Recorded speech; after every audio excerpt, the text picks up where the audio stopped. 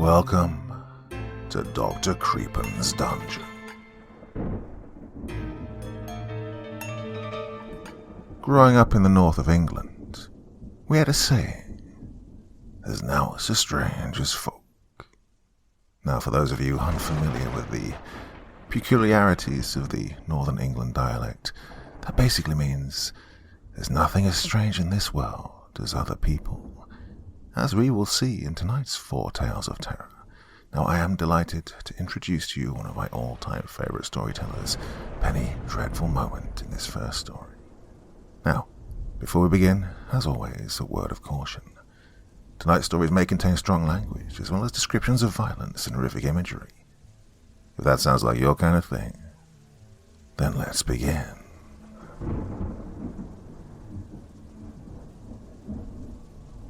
Chapter 1. My Lovelies. The world doesn't understand me. They think I'm a monster, and that my work is grotesque and horrific. What they fail to realize is that I preserve beauty. If I let my lovelies grow old, they will decay and become wrinkled abominations. What I do to them is often necessary due to their resistance. It is rather unfortunate how they struggle, scream, and cry. They don't understand my work either. If they did, they would embrace the process, however unpleasant it may be. It certainly is no easy task to preserve something as natural as warm human flesh after the life has left it. But you can learn quite a lot from having a job at a morgue. I know what you may be thinking, but I have never taken a body from work. I may sneak a few embalming supplies out from time to time, but I wouldn't lower myself to using one of the badly damaged or just generally hideous specimens that go through that place. I usually find one of my darling lovelies over dating services on the internet. Many sad and lonely women out there have their beauty go unappreciated. I aim to change that with my work. Once I have them in my workshop, I put them on my table. After they've been properly strapped in, I use a variety of chemical products with long and boring clinical names to touch up any superficial cuts from the acquisition process and fix any blemishes on the skin. Then it comes time to preserve their beauty with an injection of embalming fluid.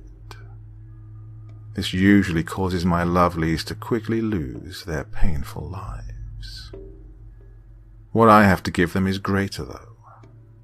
How many women's grooming products are dedicated to the idea of eternal youth and beauty? I can give that to them. Isn't the end of this suffering existence in a world of constant turmoil a small price to pay for every woman's dream? Anyway, there are a lot of uninteresting details about the process. Fluid needs to be drained, a mechanical pump is used, and several more injections are necessary. When the process is complete and the injection sites are concealed, they always look so beautiful. With their appearance preserved so perfectly, I often can't help myself. I simply must take them for my own. It's so magical to bond with someone once their beauty has been made permanent. I would love nothing more than to keep them all, but my home workshop is not large enough to house my collection. So, regrettably, I must often let go of one of my lovelies and dispose of them in the only way I know how to keep my work intact. I clean and dress them up to the best of my ability, and lay them in a field or a garden. I have a few words with my lovelies, and take a picture to remember them by, before I reluctantly leave them. I often pray that animals and insects leave them be, and do not disturb their preserved radiance. Recently, it seems my work has garnered the attention of the police and local news. They're calling me the embalmer. What a crude name for a beauty preservation artist.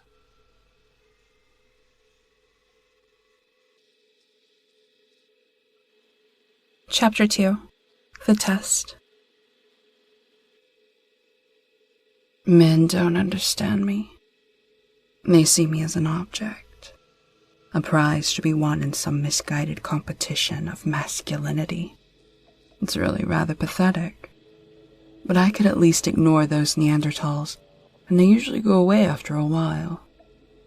The real animals are the ones who seek out weaker prey and think they can do whatever they please, and they'll get away with it. Those are the kind of men that inspired me to start fighting back.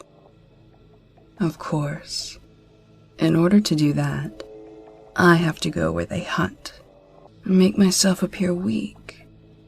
Most of the local dive bars are host to a whole myriad of unsavory characters, so I never have to go far. It helps my case if I can go in looking reluctant, like a lost college girl whose sorority dared her to buy them a beer. The most difficult part is finding a balance between timid and sexy in what I wear. My blonde hair usually gets me noticed pretty quickly, so I try to mess it up a bit to go along with the ruse.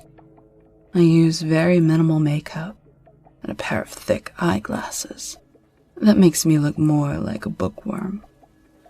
I always make sure to pick out an outfit that shows off just a little bit of skin, but then I accessorize it with a kind of cheap costume jewelry that a poor college student could afford.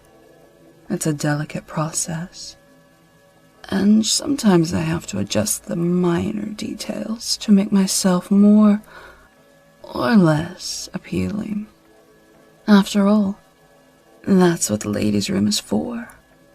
Not that any of the bars I frequent have particularly clean washrooms, but I don't go there for quality service.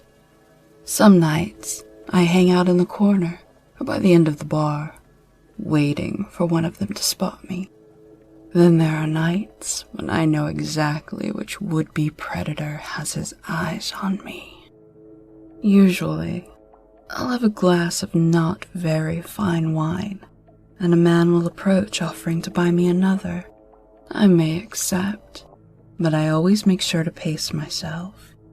He'll usually be drinking a beer, though the older ones tend to go for whiskey or scotch.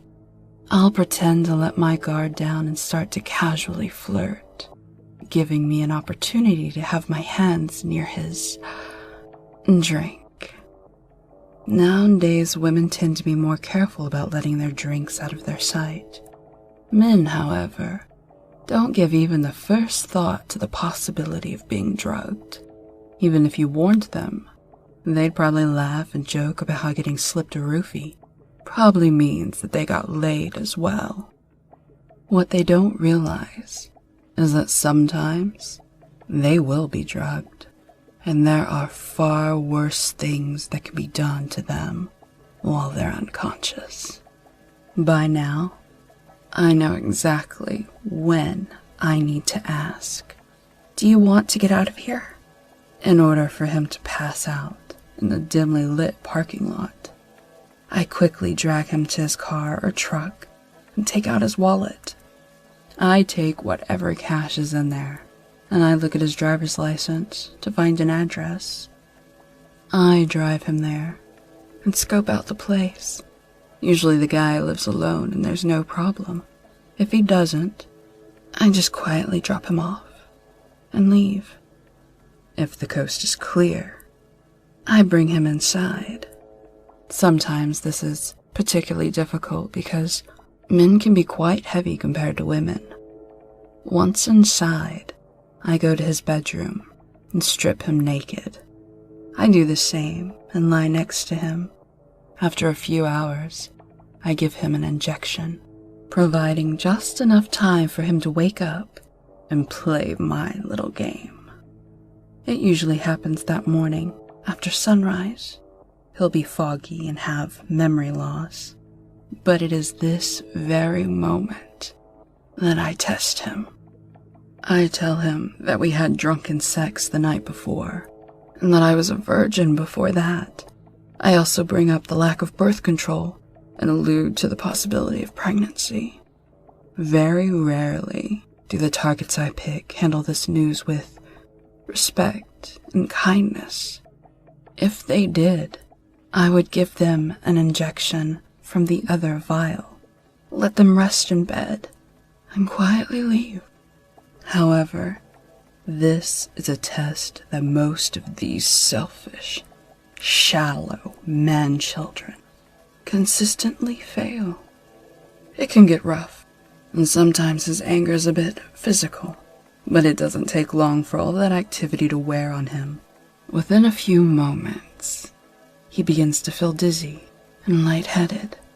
Not long after that, he falls to the floor and loses consciousness. In less than an hour, he'll die from a nearly untraceable poison. Once he's motionless, I tuck him back into bed and walk away as if nothing happened. Afterwards, I go back to the bar to retrieve my car. The public eye has noticed what I've been doing. In a way, there are reports of dead bodies turning up as the result of unknown causes, but most are written off as natural. While I prefer anonymity, part of me wishes I could tell the world how I fight for women. I rid the world of the lecherous, misogynistic mouth breathers that would steal a young girl's innocence and refuse to take responsibility for the consequences. I am nothing if not fair, though. After all, I always give them a choice.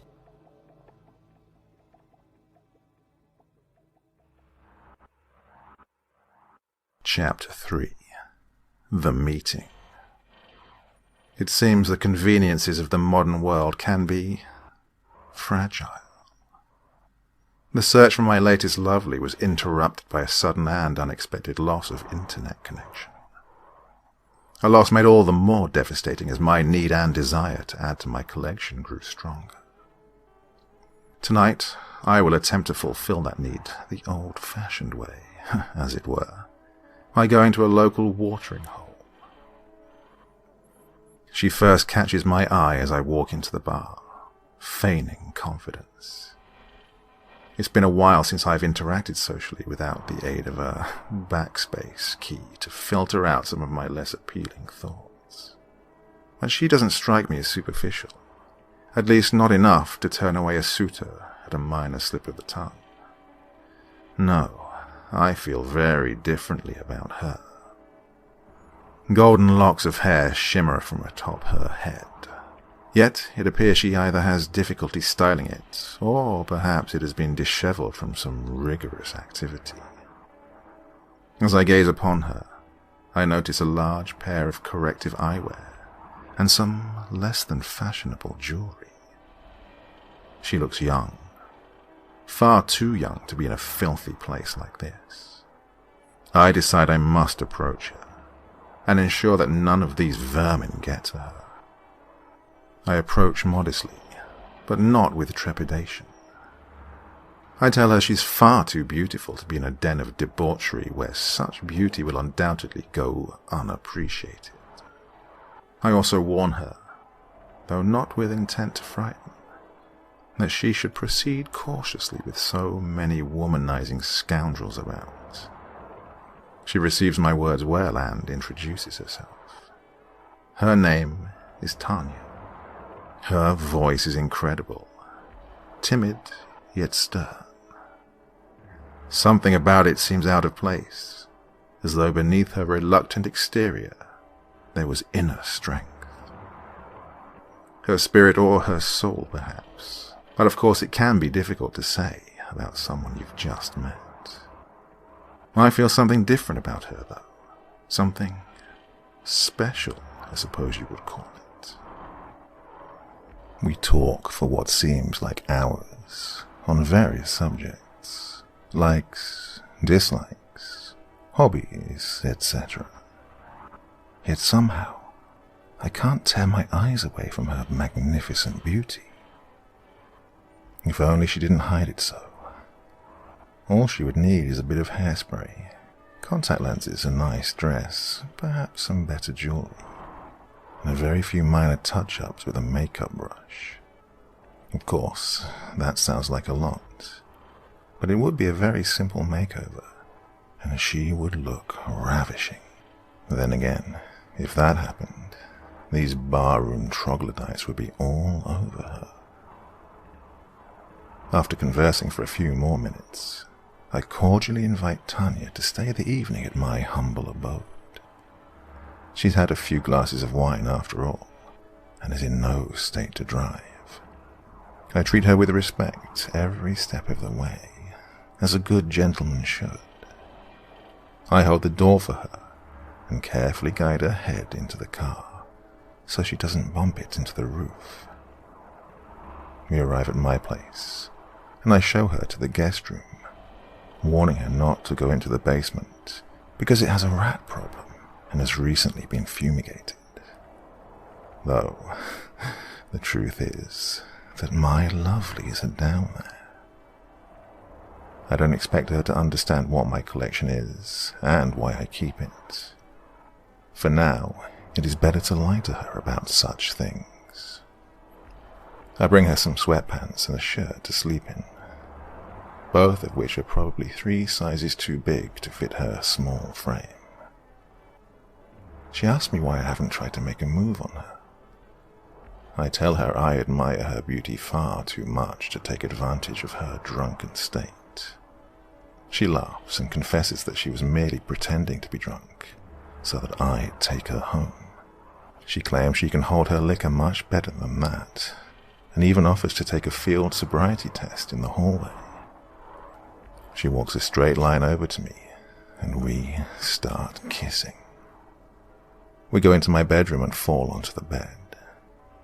She asks if we have protection, which I affirm, and she says, "Good. While you take care of that, I'll slip into something more comfortable." She leaves the room for what seems like an eternity. I prepare the contraceptive and anxiously await her return. Finally, she comes back wearing the sweatpants and t-shirt I'd given her, and we both share a good laugh about it. Stripping them away, she reveals a very enticing set of lingerie. She climbs on top of me, and we are entwined at last.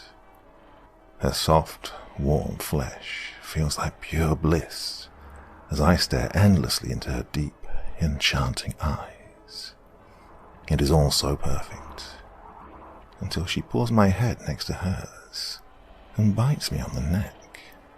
I push her away for a moment and see that the look of desire in her eyes has changed to one of hatred and anger. She lunges back at me, trying to scratch and claw with an insatiable bloodlust. I grab her by the throat and begin squeezing until the light in her eyes is extinguished. I thought she was different from the others. It's a shame she'll just be another part of my collection tomorrow. Right now, I feel a bit weary. I'll just sleep beside her for tonight.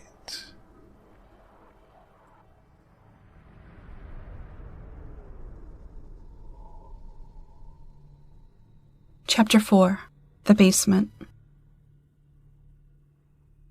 It's been a slow night at the bar, and hardly anyone is making a move. I begin to wonder if I need to adjust my wardrobe, when suddenly he walks in. Immediately, I know that this little grin is a facade, and that he's hiding something. He sees me, and already starts making his way over. I can tell this one's going to be tricky. He can barely hide his eagerness to talk to me. I get the, "What's a pretty girl like you doing in a place like this?" routine from him, though he phrases it a touch more eloquently. He claims that I'm far too beautiful to be surrounded by such a crass and ill-mannered bunch of ruffians. I admit, it is a tad classier than the usual array of terrible pickup lines men use on me, but it is a means to the same end. I smile and introduce myself. He says his name is Jacob. He seems charming enough. Had I not been so intent on finding his dark side, I may have even been fooled into thinking he was a nice guy. But I can see it in his eyes, that he's hiding something, and I'm going to find out what it is. He bores me for what feels like an eternity with meaningless small talk, and I pretend to be interested. What's worse is how he keeps staring at me. I get the feeling that he's admiring me, but also judging my intentionally modest wardrobe choices. Then again, if I were wearing a sexy dress, this creep probably wouldn't have the balls to approach me. Unfortunately, the bastard invites me back to his place. Before I get a chance to drug his whiskey, I can't say no if I want to keep him on the hook long enough to find out what he's hiding. So I'll just have to be extra careful and rely on the element of surprise. I pretend to be tipsy, so he walks me out to his car. He holds the door and touches my hair as I sit down in the passenger seat. I suppose he thinks he's being a gentleman. We arrive at his place, which I expect to be a filthy bachelor pad littered with porn. Instead, it is a well-kept house with enough room for a small family. He warns me not to go into the basement, claiming it has a rat problem. But I immediately know I have to find a way to get down there. You see, it's always the one place they tell you not to go that will house their darkest secrets. He shows me to his guest room and quickly retrieves some sweatpants and a t-shirt for me to sleep in. I turn on the charm and ask, why a guest room and pajamas instead of your bed and my underwear? He says, because I respect your beauty too much to take advantage of you in such a manner. I laugh and tell him I was only pretending to be drunk, so he'd take me home. Jokingly, I offer to prove it by walking a straight line. I walk right up to him, and we start making out. We go to his bedroom, and I ask him if he has protection. He says he does, so I tell him to put it on while I change. I know this is my chance to see the basement, while he anxiously awaits my return. In order to make my excuse valid, I quickly change into the sweatpants and shirt before I go. I make my way down the dark steps, feeling around for a light switch or a flashlight. There's an awful stench coming from deep within the basement. It smells like chemicals and death. And for a moment, I consider that maybe Jacob was telling the truth. Then, a thin string brushes past my face, and I reach for it. It has a little plastic piece on the end, and I realize it must be a pull string for a light bulb. I pull down on it, and the room is illuminated. The cold stone walls are lined with dead bodies of women. All of them are dressed in various outfits, most of which are sexualized. I can also see makeup and jewelry carefully placed on each one. It takes everything I have not to scream in horror at the sight of them. Jacob is worse than any of the pigs I've ever tested before. He doesn't just objectify women. He kills them. I quietly turn out the light and make my way back up the stairs. I go back into his bedroom and joke about how I changed into the sweatpants because they were more comfortable. I take them off, get on top of him, and we start to have sex. God, even now, he can't stop staring at me. I can't stop thinking about what he did to those women, how he killed them, dressed up their bodies, and did God knows what else to them. It's all so sick. I pull him close, pretend to bite him on the neck, and inject him with the poison.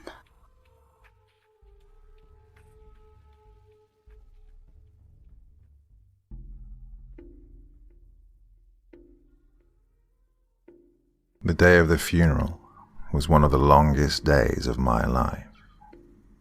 I could hardly hear any of the words of the eulogy or anecdotes shared by family and friends. All I could do was stare at the photos that passed in steady rotation on the screen. Whenever someone approached the front for their turn to share something, the projector would be blocked momentarily, and I would be able to break my gaze and look at the floor. This never lasted, though, and within a couple of minutes, I'd be back to staring at the pictures, lost in thoughts of how I would never see my sister's beaming face again. I felt my eyes begin to well up with tears when an image of Leah, myself, and our parents was displayed. It was from our trip to the carnival. We were all smiling and happy. I could never have foreseen the tragedy that would follow only a few short weeks later. No one could have. It happened almost a year ago. Leah and I were at home when an officer came knocking on the door. Being the older one at age 17, Leah answered the door. I can recall hearing a thud and rushing over to find that she had fallen to her knees. Our parents had been in a horrible car accident. The officer, a greying man that was probably in his mid to late 40s, crouched down in front of Leah, asking if she was okay. She didn't respond. Once I was standing beside her, Leah grabbed my arm and pulled me down into a hug so tight I thought my ribcage was going to be crushed. At some point the officer asked if there was anyone he could call to come be with us. Shortly after, our aunt and uncle arrived. Leah was in shock and didn't speak for hours. When she finally was able to mumble something, she ended up rushing to the bathroom and vomiting. She was hysterical for days after that. We moved in with our aunt and uncle in the days following the memorial for our parents. Life never actually normalized in the next year, despite trying to continue like the typical 17 and 14-year-olds that we were. We were met with hesitant smiles that oozed pity for months. Everyone felt sorry for us. I was relieved when people finally stopped looking at me like a lost puppy. But here I was again, the lost puppy, sitting amidst a bunch of people I didn't care about and waiting for my sister to be lowered into the ground next to our parents. No one seemed to really know what to say around me anymore. I don't blame them.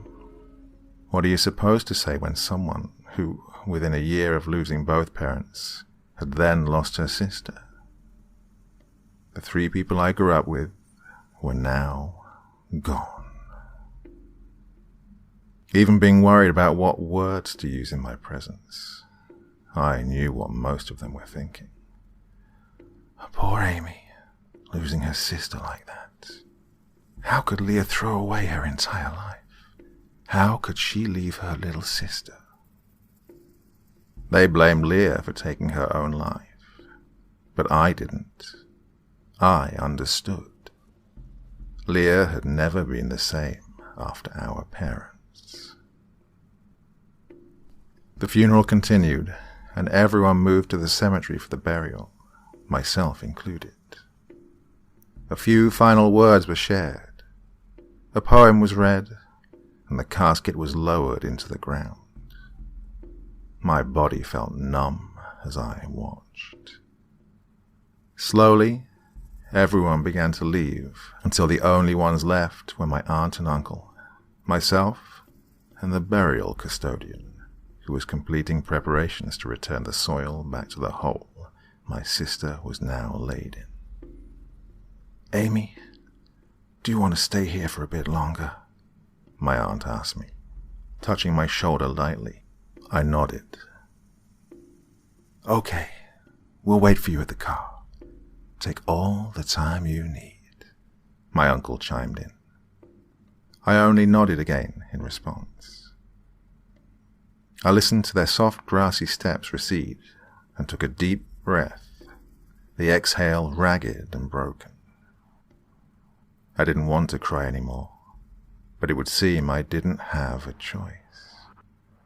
The tears that had been welling up, off and on throughout the day, finally made their way to the corners of my eyes and began slipping down my cheeks. I knelt down and sat on my heels, facing the 2 headstones and open, occupied grave. Absent-mindedly, I plucked blades of grass from the ground and began dropping them into a pile. I'm not sure how long I sat there with my family. The attendant left at some point without me realizing it. I was alone now, in every sense. I had my aunt and uncle, but they weren't my parents. They weren't Leah. How was I supposed to return to school, where everyone would be walking on eggshells around me? How was I supposed to learn to drive? Who was I going to share my crushes with? When the silent tears stopped flowing, I stood and turned away. As I solemnly walked to the car, a single thought repeated in my mind. How dare you, Leah? I didn't eat dinner. I didn't feel like I could stomach a single bite of anything. As soon as the sun started to fade, I shut myself in what was now only my room. I wanted to be alone. I wanted to escape everything. I just wanted to sleep. The black dress, stockings, and heels that I had so carefully picked out that morning now lay in a heap on the floor where I had thrown them. They felt dirty, tainted somehow. I donned a brown tank top and shorts before climbing under my covers. Before lying down with my head on the pillow, I sat there, looking around my room. It was a mess of clothes, books, various lotions, knickknacks, pictures, and papers. Despite this, it still felt empty, without Leah in the bed opposite mine. When I laid down, I couldn't help but feel a few salty drops seep onto my pillow as I stared at the empty bed. My eyes fluttered open and blinked sluggishly as I looked to the alarm clock on top of my dresser. It read 2:47 a.m. Why had I woken up? Instead of facing Leah's bed, I was now facing the wall on my other side. I watched for a few minutes as shadows grew and shrank on it from cars passing by. I was ready to give up on trying to determine why I was awake, when I thought I heard a soft laugh from behind me. I flipped over and sat up quickly when I realized it couldn't be Leah giggling from something she read like she used to. Leah was gone now. When I saw that the bed was empty, I sighed. She would never be sitting in bed reading comics ever again. I scanned the room and found it to be the same, devoid of any other life than my own. I eased myself back down to my pillow, concluding that I must be missing Leah more than I realized. I closed my eyes, not to sleep, but to remember. Why did you have to do it, Leah? I loved you. You were my sister. So why did you have to do it? I thought back to our final conversation. It had been less of a conversation and more of a fight. She'd been going through a box of old notebooks and schoolwork, trying to find something when she discovered the old composition notebook I used to use as a journal. She skimmed through it to figure out what it was, and when she came across an entry I'd written shortly before our parents died, she confronted me. It quickly turned into yelling at one another. She demanded to know why I would write such things about our father. I tried to explain to her that it was all true. The nightly visits, the hidden bruises, the pain in specific areas, the loss of my virginity. When she refused to believe me, I screamed at her that she was just like our mother, who did nothing and ignored my pleas for help to make it stop. Leah just couldn't and wouldn't believe that our loving parents, the ones who did everything they could to give us whatever we wanted, could be so crass and malicious. She threw the notebook at me and told me that I was full of shit, that I just wanted attention, and I'd do or say anything to get it, that I'd always lied to put the spotlight on myself. I cursed at her and stormed out of the bedroom, then through the front door, slamming it with a loud bang behind me. Once I knew my aunt and uncle would be home from work, I returned for a quiet dinner. Because it wasn't unusual for us to barely speak, they didn't have any idea about the argument Leah and I had just had a few short hours ago. The following morning, I'd been jolted awake by a scream when my aunt discovered Leah in the backyard. It was ruled as suicide immediately, and determined that the cause of death was strangulation. They speculated that she wanted to be absolutely sure she would die, as they found cuts on her arms and a large dose of hypnotic medication in her system. No one could say why she wanted to meet death so desperately. It was heartbreaking, but people weren't entirely surprised, given how melancholy and miserable she had seemed. Now, as I lay there in the dark, eyes clenched tight, remembering that final day with my sister, I felt guilty. The last things we spoke to each other were hurtful. I rolled onto my side and buried my face in the pillow. I sobbed until I couldn't breathe out of my nose anymore. Reluctantly, I pushed the blankets aside and shuffled into the bathroom to retrieve some toilet paper. I blew my nose and discarded the snotty tissue. I tore off another piece and was wiping my nose when I turned and saw the mirror. My blood ran cold. My heart stopped. My lungs captured a gasp and held it. I wanted to scream, but my vocal cords forgot how to function. Next to my own reflection was Leah. Her skin looked pale, her brunette hair stringy and lackluster, her eyes drab but angry. She glared into my reflection. I spun around more out of reflex than anything else. I expected to see nothing, but there she was, standing just behind me. Her material countenance was more terrifying than her reflection. Her skin looked thinner than when she was alive. Purple and blue veins stood out against the pale, grey flesh that she now possessed. I saw the bruising around her neck from where the rope had tethered her to the tree.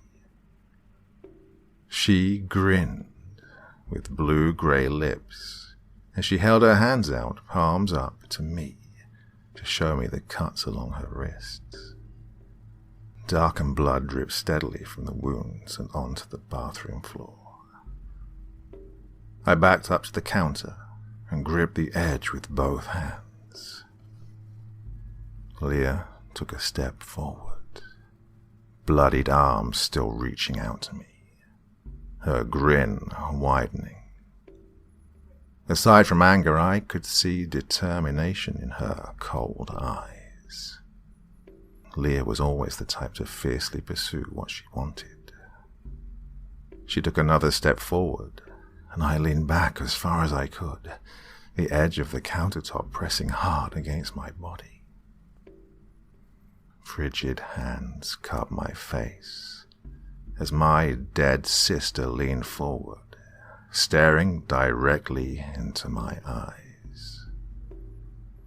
"Oh dear, Amy. Mom and Dad know what you did, cutting the brake lines on their car. They and I also know how you made sure I wouldn't tell anyone what I figured out. Tell me, did you really think you'd get away with this?"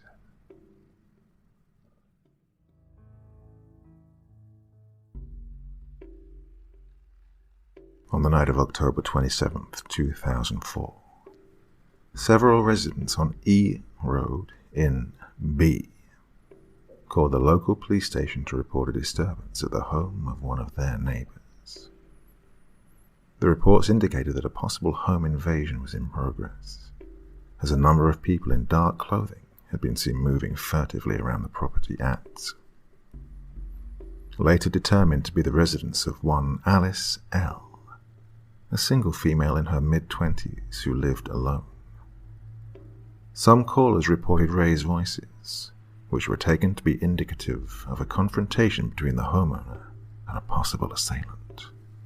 Officers arrived on the scene at 23:23 hours, approximately 2 minutes after a 911 call indicated that a young woman was seen confronting one or more possible intruders at her front door. However, the caller could not give further information due to a sudden surge in the local electrical grid, which shut down the power for the entire neighborhood. When the responding officers searched the residence, the front door was ajar, and there was no sign of Alice L. Investigators noted that there was no sign of forced entry or struggle inside the house. The subject's possessions were all intact, including valuable electronic equipment and a set of car keys left in plain view. The vehicle they matched was still in the driveway. The only evidence at the scene was a partial set of footprints in the gravel walk which led around to the rear of the house, and these were discarded on the grounds that they were too small to belong to an adult. It is believed that they were made by one or more of the neighborhood children, although investigators have not been able to determine which child in particular, nor when the footprints were made. The following missive was found by police during the subsequent investigation. The pages were scattered on the floor of the living room. It is believed that they were originally stacked on a table in the foyer and were blown off by a breeze from the front door, or disturbed by the entry of officers H and N. It is believed that the subject wrote an account of certain odd goings-on in the days and possibly minutes leading up to her disappearance. Investigation into the matter is ongoing, though the case officially went cold in the spring of 2010, and no new leads have been generated in quite some time. As of this writing, no trace of Alice L. has ever been found. The written document found at the scene remains the best and only insight into the subject's life immediately before she went missing. I'm not sure who's going to be reading this. I'm not even sure who would believe me if they did. But I have to get it down on paper. I have to. Somehow, it's not quite real when I try to put things together in my head. But with writing, it becomes clearer. In any case, by the time anyone reads this, I doubt I'll be around to listen to their criticisms. I doubt I'd care, even if I did hear it. Because there are lots of stories in this world, real and imagined. And this one, well, This one is mine. I've never been a big fan of other people. Even when I was a child myself, I felt out of phase somehow. My classmates seemed to shun me, not out of any particular malice, but simply in the way that a round hole shuns a square peg. Of course, the fact that my family moved just about every other year for most of my life didn't help matters much. It started when I was in grade school, and there never seemed to be any reason for it. My folks didn't have military contracts or job transfers. I'd just come home and find another for sale sign on the front lawn. I spent so much time feeling disconnected from the people around me that it started to feel normal by the time I was in my 20s. Living alone wasn't so much a choice as a necessity. I didn't have any close friends.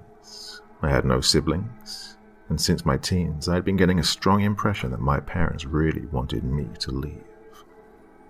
That impression waned somewhat when they helped me lease a small house of my own for my 23rd birthday, but solidified again later. Overhearing a conversation expressing relief at your forthcoming absence will do that. Nothing like hearing your own parents say that they can't wait until their own kid is out of their hair for good. So, that's how I wound up in this 2-bedroom rancher. I have a job with one of those big software companies, so the second bedroom is my office, and that's where I spend most of my time. A lot of the clients are overseas, so my hours are pretty scattered and often extend into the small hours of the morning. Doesn't leave much time for a social life. I don't mind it much though. Computers are nice and predictable. Very few problems that can't be solved with a new patch or a look at the instruction manual. People are complicated. They don't come with instructions. They lie. They laugh at you. They kick you when you're down. Yes, it's people you have to look out for. It was on one of those late nights that all of this started. I'd just taken a break from a template redesign and was walking out to the kitchen for a snack when movement out of the front window caught my eye. I went over for a closer look. There was a kid standing in my driveway. I couldn't tell if it was a boy or a girl through the gloom, but it looked like they were wearing a hooded sweatshirt. I figured it was just one of the neighbor's kids sneaking out. I didn't know anyone on my street by name, so I couldn't have told you whose kid it might have been. In any case, it was none of my business, so I got my snack and went back to work. About 10 minutes later, somebody knocked at my door. Now, sometimes I order a pizza or takeaway Thai when I can't get away to cook something, but on this particular night, I hadn't. Grumbling at the interruption, I went to answer. If it was that kid from earlier, I was gonna be pissed. Sure enough, I could see the same kid through the window, standing on my front step. I went to open the door, ready to tell the kid to go the hell home. But then I stopped. Something felt wrong. My eyes were glued to the silhouette behind the frosted glass. My hand frozen on the door handle. A strange, cold feeling crept into my stomach, like I'd swallowed a lump of ice. For one split second, my entire being was filled with an overwhelming certainty that if I opened that door, something awful was going to happen. The figure outside raised a hand and knocked again. I nearly jumped out of my skin, and then had to laugh at myself for being such a candy ass. I'd handled living alone just fine, and I could damn sure handle one annoying little ding-dong ditcher, even if the kid was planning to try some stupid prank. Leaving the security chain latched, I opened the door just enough to peer out at my visitor. The porch light cast the kid's face in shadow, but I thought I saw short hair and boyish features underneath. I couldn't decipher an exact age. An educated guess might have been somewhere in that indeterminate period between 11 and 13. His jeans were dirty. Likewise, the battered sneakers on his feet. The red hoodie looked oddly damp. Had it been raining? I couldn't recall hearing rain on the roof. More importantly, what was the kid doing walking around at this time of night? "Hey," I said, proud that my voice sounded firm and confident. No trace of a wobble. "You need help, kid? Can I come in?" The question sounded rehearsed, like the kid was reading from some hidden script. He made no move to raise his head, and I still couldn't get a good look at his face. Excuse me? Can I come in? Are you lost? Do you need me to call your parents or something?" "I need to call my parents. Let me in." That chill rippled up my spine again. Something had sounded off that time. Not just like the lines were rehearsed, but as though the kid were using a stage voice and it had just slipped. Something was underneath that childish tone. I couldn't put my finger on it, but it was nothing good. The security chain suddenly looked a whole lot less secure. "Listen," I said. "If you want me to call somebody, I'll do that. Are you in trouble? Do you want me to call the cops?" Silence for a moment. Then the kid raised a fist and banged on the door again. The sound echoed like cannon fire. The blow vibrated the whole frame, making the glass panes rattle. "Hey, what the Let me in." There was no mistaking the menace now. There was such malice behind that voice, such anger, more snarl than speech, and a strange undertone like the screech of tearing metal. That was not a child's voice. There was just no way. Another blow struck the door. I rushed to close it. The kid was looking straight at me through the gap under the security chain. I could see his face now, and it made that sick, chilly feeling creep into my gut again. His skin was white, whiter than salt, whiter than cracked ice, whiter than snow. White like paste or paper with a too perfect finish, like someone had sculpted it, fired it, and sanded it smooth. A facsimile of a child's face, a life-sized doll. But the eyes, they were the worst. Pitch black, pools of lifeless ink, horrible in contrast to the porcelain skin. The porch light made stars of half-consumed light in their depths, but only just barely. The child thing smiled, and one thin hand reached toward the gap in the door, toward the increasingly flimsy-looking chain, the only thing between me and this thing from the pit.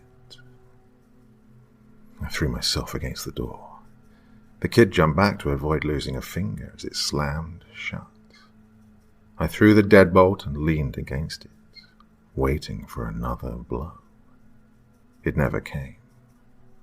After a few seconds, I heard footsteps on gravel and realized with a terrified jolt that the kid, the thing, was moving around the side of the house.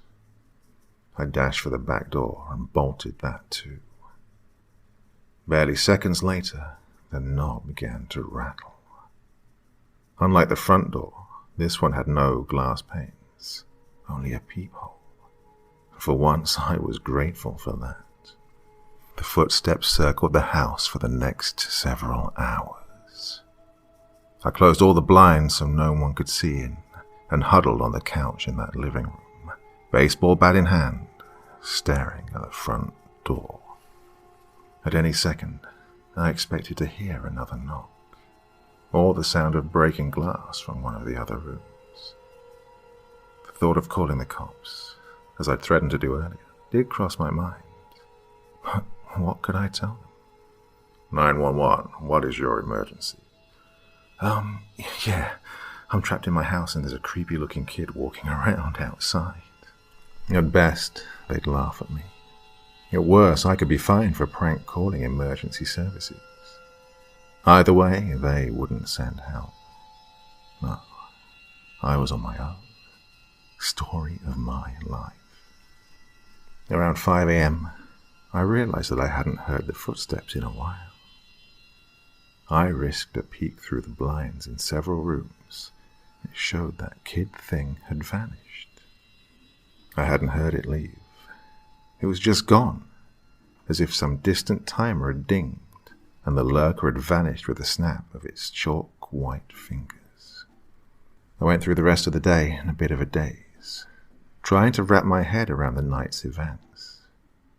Was it some sort of elaborate prank? Something involving sclera contacts and voice modulators? Had I had some bad takeaway and just dreamed the whole thing? Was I finally losing it after too many late nights spent staring at a computer screen? Well, I tried to work, even though it was my day off.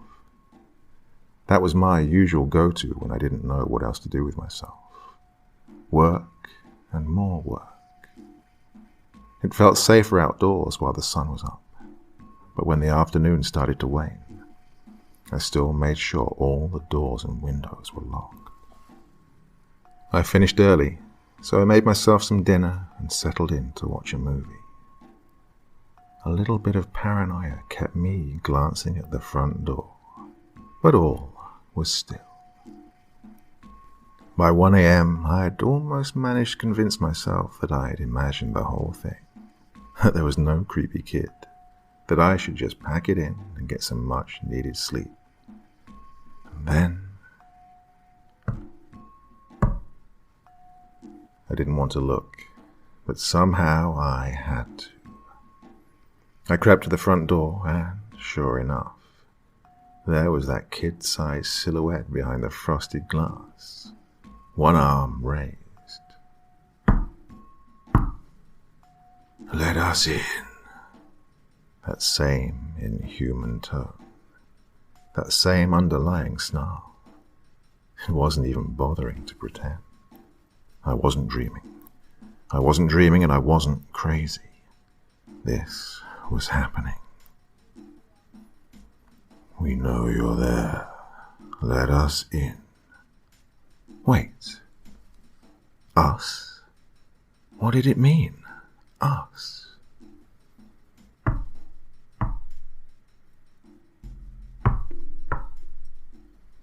The back door. A second set of knocks on the back door. My heart thumped so hard it almost choked me. There were two of them. "Go away!" I yelled. "Go the hell away and leave me alone. I'm calling the cops."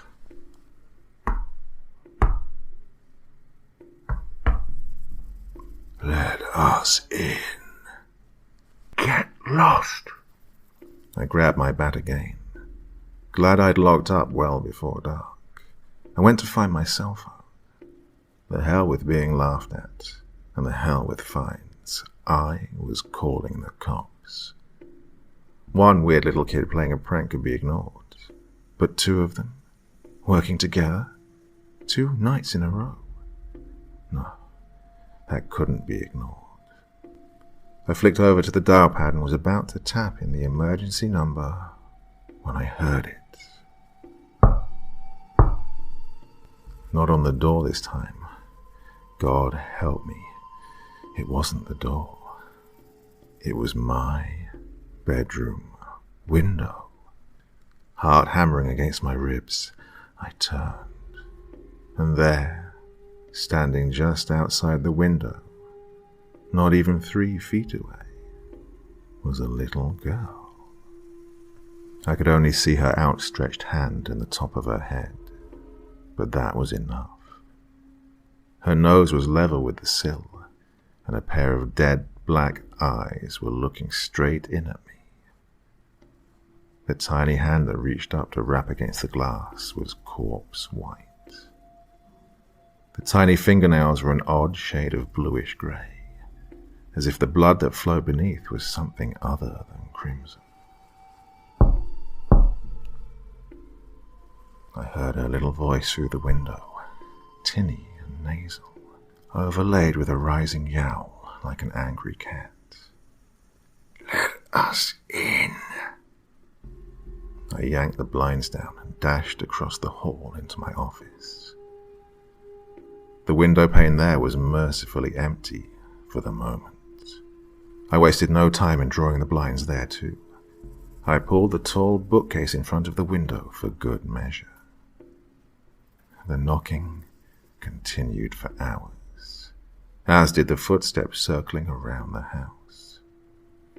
A few times they knocked on the window on the other side of the bookcase, but I stayed quiet, crouched inside the closet, waiting for the sun to come up. The next night, they came back, and the next, and the next. With each visit, their numbers grew, until it sounded like there was a small hand knocking on every square inch of the walls and windows. A bevy of screeching whispers followed my every step and filled my dreams with a never-ending chorus of, "Let us in." I stopped sleeping. I barely made it through my workdays. I only ever left the house in the broadest daylight, and I always searched each room thoroughly when I returned, half dreading that one of the little monsters would somehow get in and be crouched under my bed or behind a door, waiting for me. What could I do? The house was all I had. My parents weren't going to take me in. I didn't have any friends to call, nor did I have the money for a hotel. Moving was out of the question. And anyway, it wouldn't happen fast enough to help me. I was on my own. I covered my windows with newspaper to block out the sight of those small shapes darting by. I couldn't tell exactly where they were, but at least they couldn't see me either. The baseball bat was never out of my reach, not for 1 second. I didn't know how much good it would do against these things, but if they were determined to get to me, then I was just as determined to go down swinging. On the 7th night, as I huddled in my office closet with bat in hand, I heard the voice of the boy thing from the very first night, right outside the window. "Alice!" I nearly had a heart attack. "I know you can hear me, Alice. Let us in." "Get Ben, you little creep," I muttered under my breath. "We have so much to tell you, Alice. There is so much you need to know. Let us in, Alice." Adrenaline and anger flooded my veins, driving away the fear for a few blissful seconds. I thumped the bat hard against the wall, as if it could magically pass through and smack the creeper in his pasty china doll face. "Go away!" I screamed at the top of my lungs, not caring how hysterical it sounded. "Get the hell off my property before I come out there and beat your rotten heads in." "Oh, you won't do that, Alice." Crap. Since when was calling my bluff part of the plan? "Oh, we know you, Alice. You're ours. You've always been ours, and we know you so very, very well. Just let us in." That scared me more than anything. This wasn't random. These things hadn't just decided to torment someone they'd happened to discover living alone on a dead-end street. No, they knew my name. They were looking for me. Trying not to hyperventilate, I put my fingers in my ears, curled into a ball on my closet floor, and stared at the bookcase covering the window until the feeble light of dawn glimmered around the edges of the dark wood. That day, I blew off work entirely and dove headfirst into the internet, looking for information. A lot of wild theories circulated about weird creatures that looked like black-eyed kids who'd knocked on people's doors. Some sites said they were demons. Others insisted they were aliens. Still others had wild theories about the spirits of murdered children. I was at a loss. There was too much speculation, and not enough hard evidence for me to draw any sort of conclusion. The only thing the various sites agreed upon was that the only defense against these black-eyed kids was to lock your doors and windows and refuse to let them in. Not one mentioned what to do if they came to your house more than 2 nights in a row. 3 more nights passed. More knocking, more voices, more pleas for entry. I was in agony. I couldn't eat, couldn't sleep, couldn't even think. The whispers were echoing in my head in the daytime by that point. I tried to block the sounds out with noise-cancelling headphones, but the voices seemed to be inside my thoughts as well as outside my home, like 1,000 tiny fingers tapping on the windows of my mind. The bat had ceased to be a comfort. Nothing felt safe. When the sun went down tonight, I knew they would come. Knew it long before the knocking began, before the voices leaked through the windows, before the whisper swelled into a scream and my own ragged cries joined the cacophony. Alice, Alice, let us in.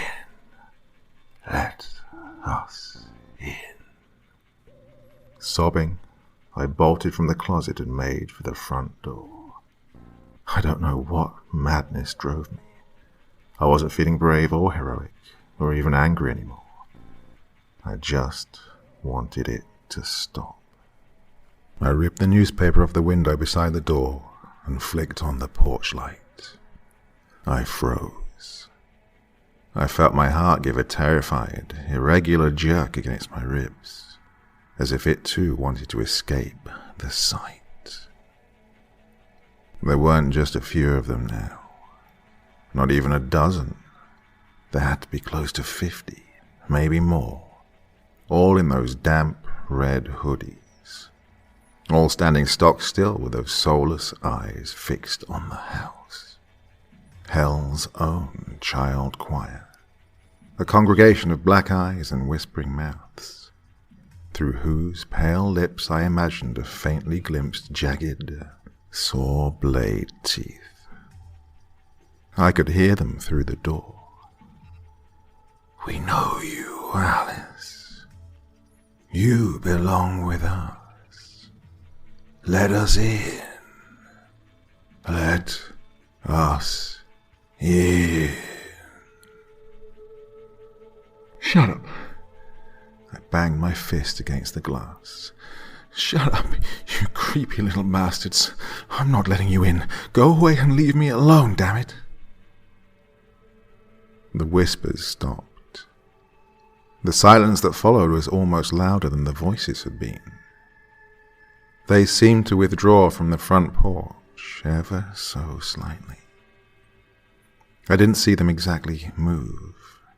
They were just on the step 1 second, and then I blinked, and they were several feet further back on the walkway. Another blink, and that familiar face was inches away on the other side of the glass. He seemed to have gotten taller somehow since that first night, as if my fear was some sort of growth stimulant. Our eyes were almost level with each other, and I stared into that pitiless darkness, terrified that, if I blinked again, I'd suddenly find him beside me, inside the house. Deep in those hollow voids, I thought I saw faint sparks the color of rotten limes. Alice. Up close, his mouth looked like the maw of some primordial beast. Too large for his face and full of teeth that sprouted like shards of broken glass from pale greenish gums. He smiled at me, and the grin stretched halfway around his head. It's been a long time. A long time? What the hell did he mean by that? Was this all some sort of sick joke to them?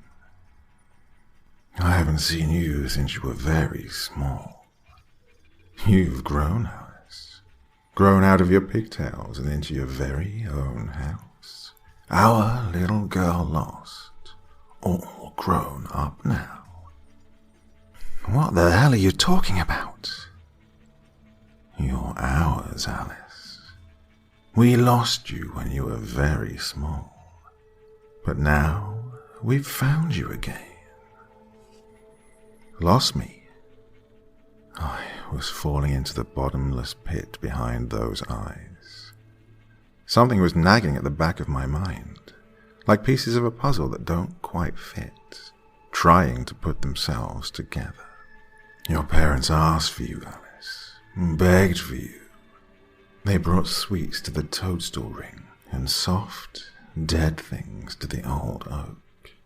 They pleaded and cried, told us their child was dead, asked us to give them another. So we gave them you. The world seemed to fall away beneath my feet. This couldn't be real. My parents were my parents. My mother had carried me, given birth to me. How many times had they told me the story of how my father had nearly fainted in the delivery room? They recounted it every year on my birthday, and they laughed. I had a birth certificate with their names on it. I was their child. Wasn't I? But our children are not like human children. The thing outside the door continued. They looked like human children. Walk and talk and breathe and eat and cry the same. But there is always something just a little off. The mortal ones, they can't explain it. Can't even put words or reason to it. When they feel it, Alice, they feel the strange in you. Haven't you ever wondered why the world seemed to hold you at arm's length? Why no one wanted to get close to you? Why even your parents never seemed sure of you? I'd never even given it a second thought. I'd always assumed that other children just didn't like the new kid who just arrived at school, or the weird kid playing at the edge of the playground. I'd always assumed that my parents hadn't wanted children, or maybe that I wasn't the kind of kid that they'd wanted. But, looking back, everyone I'd ever met had given me the same look. Cautiously friendly at first, and then inexplicably wary, uneasy, like I was some wild thing that might bite if provoked. Your parents did not honor the bargain, Alice. You were only meant to be theirs for a short while before you came home, as all our children do. We tried to find you, Alice. For so very long we tried. But you just kept moving, hopscotching from one town to the next. Whenever we came calling, they'd pack up and run. And then you grew up and they sent you away. All those unexplained changes of address. The strained looks on my parents' faces when I'd ask why I had to change schools yet again. The silence of clenched jaws on an early morning car ride I could only just barely recall. Why had we moved so much? I felt a few more puzzle pieces slide into place. A picture was beginning to emerge. The grin was softening now. It looked almost friendly. But now we've found you, Alice, and we've come to take you home, as we should have done all those years ago. Open the door, Alice. The thing raised one hand, and stick-thin fingers with tips the same shade as new moss tapped gently against the glass. Let us in. My throat was drier than 1,000 deserts. It seemed to close on itself as I tried to summon the will to choke out the words. What are you? The sea of smiles opened in my yard, cavernous eyes lit with spring-colored sparks. I almost heard the words before the whispers came. Family. Family. Your family, Alice. We are your family. The tall boy on my porch smiled, and there was something like affection in it. Alice, it's time to come home. I don't know quite how I ended up on the couch, but I know I've been sitting here for a long time, writing this all down. Like I said, it makes more sense that way. Makes the pieces fit together in my head. I checked the internet too, just once more, and there's a word for this sort of thing. For stolen children. Substituted children. You don't see it much outside of the old fairy tales, but it does exist. Changeling. Yeats even wrote a poem about it.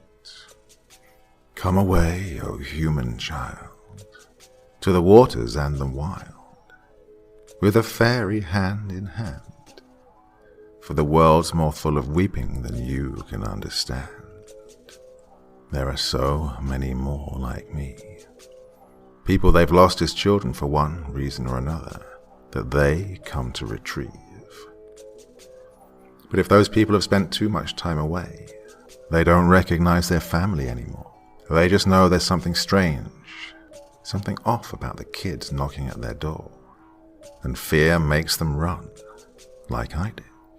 I don't know why my parents did what they did, why they asked for me, why they held on for years to a child that they couldn't bring themselves to love, why they didn't just give me back when it became apparent I was too strange, too other for their safe little world. Maybe they wanted to keep trying. Maybe they were desperate. I don't know. It doesn't really matter now.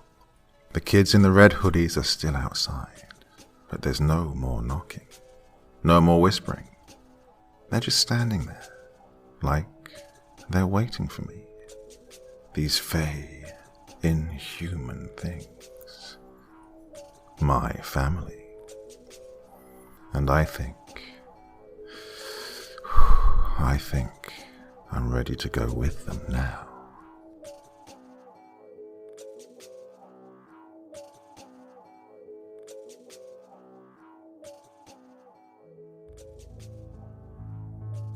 In my bed, I'm wrapped in my cozy blankets.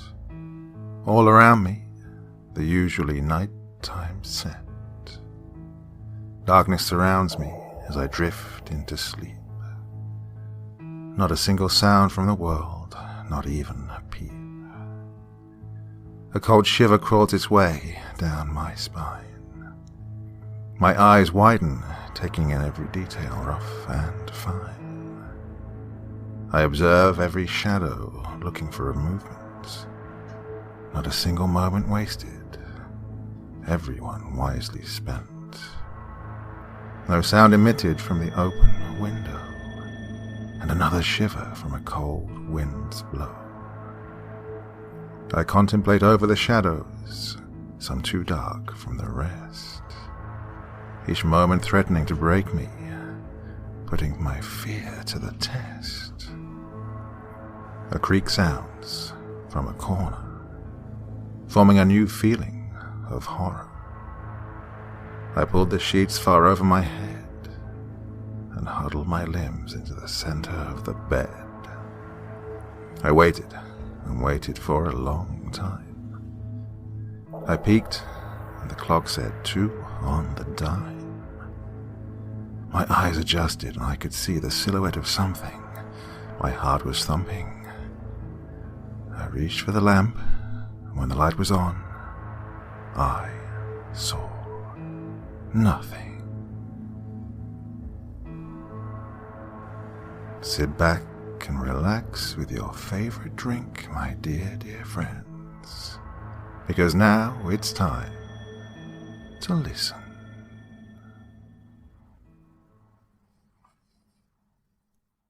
Night is a beautiful time when terrors come out to play, whether from your own mind or reality.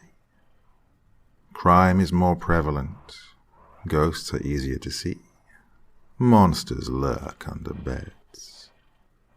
But how can we know for sure what's real or not? What is actually more terrifying?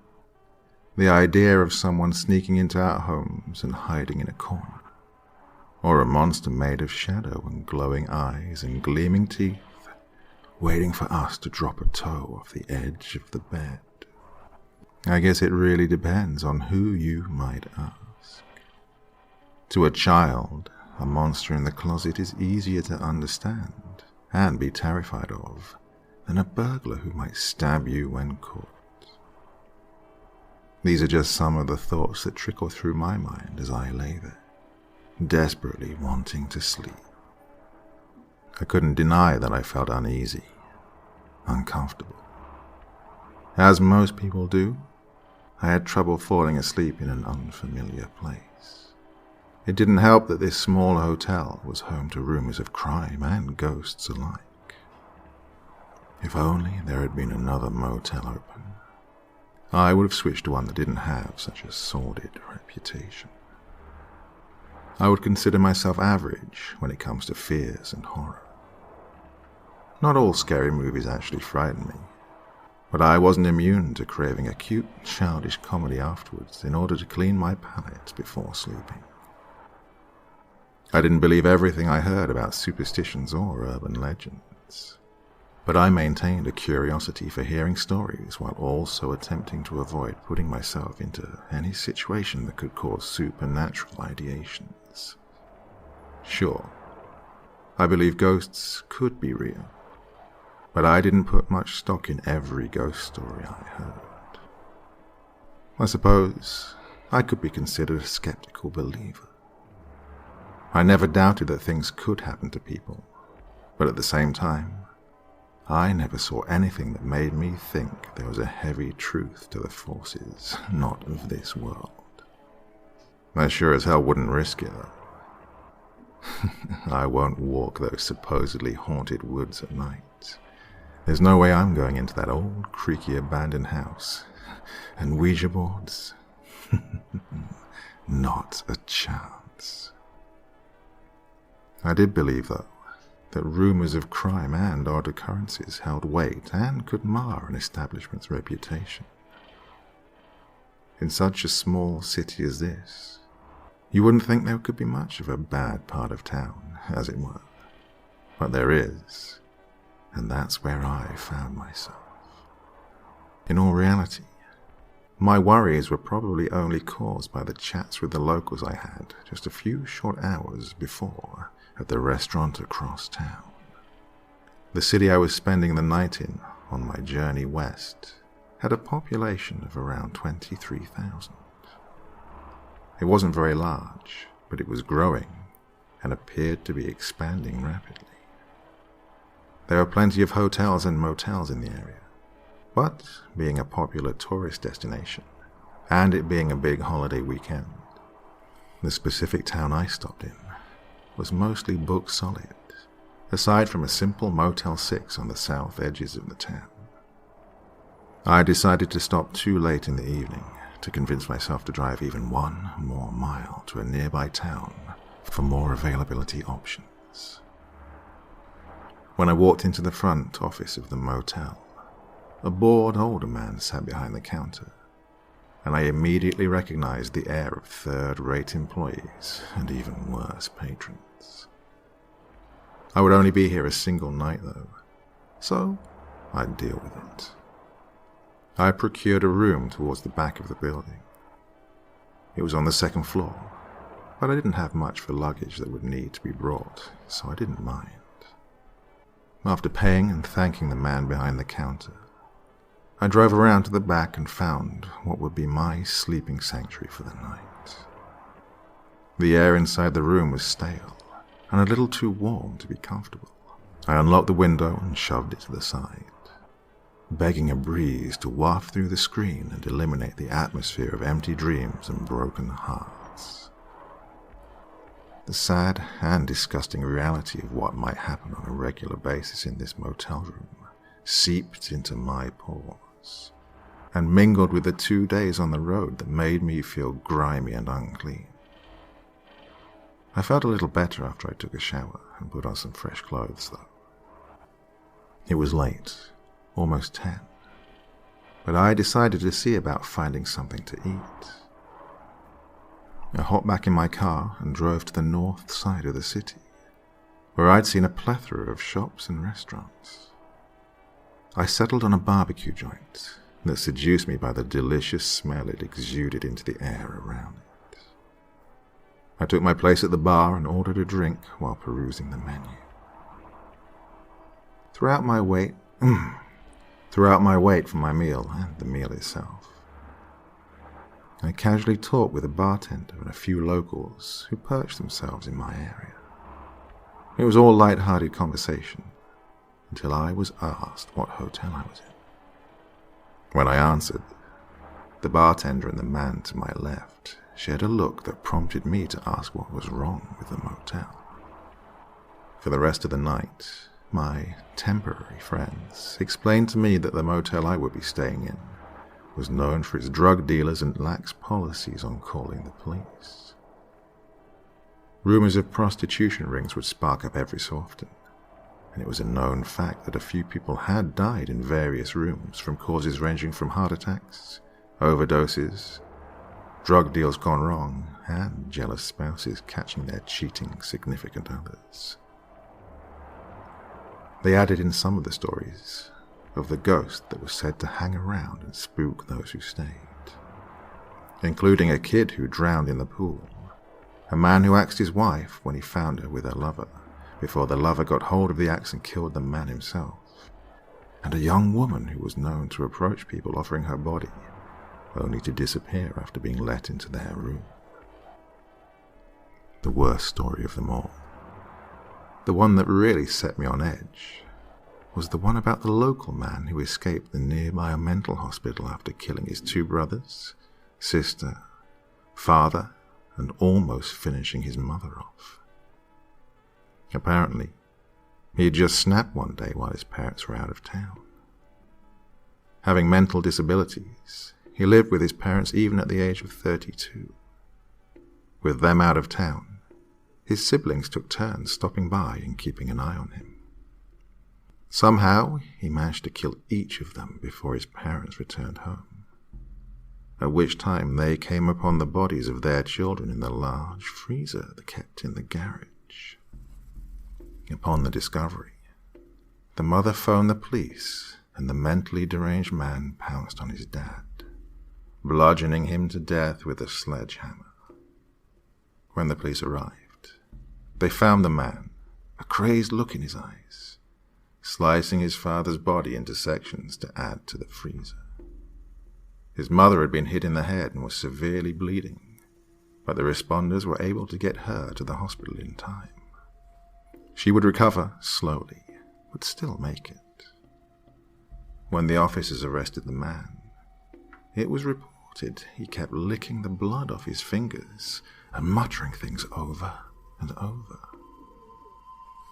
Depending on who you ask, what he muttered varies, but each account and tale agree that he was murmuring something about being told of the sweetest meat, being the helper of someone, that she would be happy with his sacrifice, and that only the best would be worthy of her. The man was being kept at a mental facility that really didn't have the means and proper security to contain someone such as him. He'd managed to escape in less than a week, leaving 3 people with chunks bitten out of their arms and legs. He was tracked down to where he was hiding out, in a room of the very motel I would be sleeping in. The person occupying the room was found deceased in a horrifying manner, and the man was shot in the chest when he lunged towards an officer. Ever since that event, it is said that the ghost of the man appears in the room he had hidden in, room 103. Also, the ghost of the woman he brutally murdered there is said to roam the grounds, weeping and whispering. Of course, most local tales speak of only the deranged psychotic man's ghost. After people continually abandoned room 103, screaming, and rumors began flying, stating that people mysteriously died in the room, the motel stopped renting it out. It has remained empty for almost 10 years, from what I was told. I turned over onto my side, the thin sheets rustling and scratching against the bare skin of my arms. It's just a local legend, I assured myself, not able to keep the thoughts of the crazed killer and ghosts out of my head. You're more likely to get shanked by a dealer or methed out junkie than you are to see the ghost of a crazy murderer. Besides, you're on the second floor in the back. His room is on the first floor in the front. You're nowhere near it. I sighed to myself, my thoughts trying to turn to the idea of a drug-addicted person breaking in to steal what they could. I pushed the thought out of my mind and focused on the journey for the next day. I couldn't escape a nagging chill that grasped my spine and caused me to freeze and stop breathing at any little noise, though. A crisp breeze drifted through the window I'd left open, and I sat up in bed. It's just noises from outside, and the cold is probably not helping. Just get up, shut the window, and you'll be fine. I began pulling the blanket off of my body when I heard the faintest whisper float to my ears on the soft wind.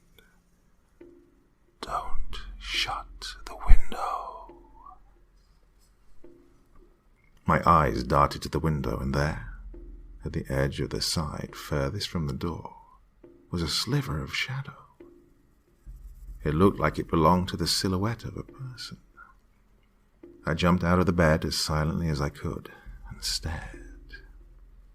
The image moved very slowly in the direction of the door, crossing more into view. I could see it was the shape of a woman, small and thin. I heard the whisper again. Don't shut the window. This time it sounded like it was accompanied by a forlorn sobbing. I took 2 steps towards the door, grabbing the first thing I could off of the table, so I had some sort of weapon. I glanced down at what I'd grabbed.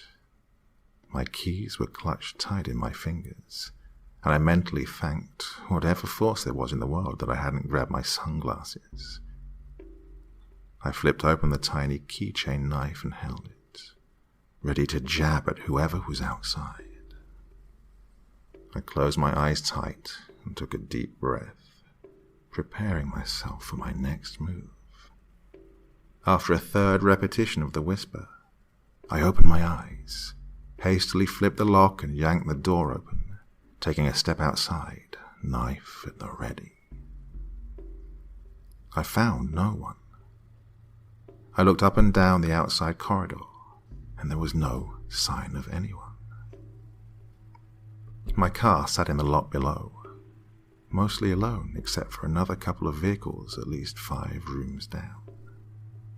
There was no door shutting, no footsteps to be heard, no more sobbing. The wind picked up in a short gust, the bitter cold forcing me to shiver involuntarily. I stepped back in, shaking my head at myself. Those stories are just getting to you. There was no whispering, you buffoon. It's just the wind. Just go the hell to sleep and you'll feel better in the morning. I rolled my eyes at my paranoia and locked the door. I gripped the window and slid it to the side, locking it back in place as well, before setting my keys back on the table and returning to bed. I snuggled under the uncomfortable blanket and shut my eyes, letting out one last sigh. A moment later, my breath caught in my lungs as I heard a scuffling sound coming from the direction of the bathroom. My eyes shot open and I listened intently as the soft scraping sound approached my bed. My back was to the direction of the sound and I was frozen, unable to turn over and look at what could be causing it. I quickly recognized the sounds as steps and something being dragged. I listened, my heart pounding so loudly I almost couldn't hear the noises over the blood rushing past my ears. Step, drag, step, drag. A wet cough crossed with a chuckle broke me from my immobile state, and I sat up, turning to look at the visage of a man approaching the bed. The light from outside glared through the window and illuminated the figure. It was a man who appeared to be in his 40s, disheveled, with dark, murky splotches all over his clothes. He was missing his right arm, but his left hand held an axe that was being loosely lugged across the floor. Blood streamed constantly in a thin rivulet between his eyes and down his face from a wound atop his skull. From where I was, I could see an indentation high on his head, and immediately knew it was a blow inflicted from the axe he toted. When he saw me, he smiled menacingly, and his hand gripped the weapon tighter. Thanks for shutting the window. It was too cold.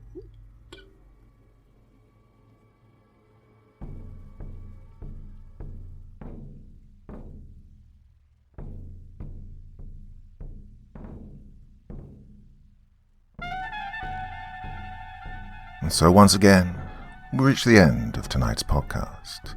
My thanks as always to the authors of those wonderful stories, and to you for taking the time to listen. Now, I'd ask one small favor of you. Wherever you get your podcast from, please write a few nice words and leave a 5-star review, as it really helps the podcast. That's it for this week, but I'll be back again same time, same place, and I do so hope you'll join me once more. Until next time, sweet dreams and bye-bye.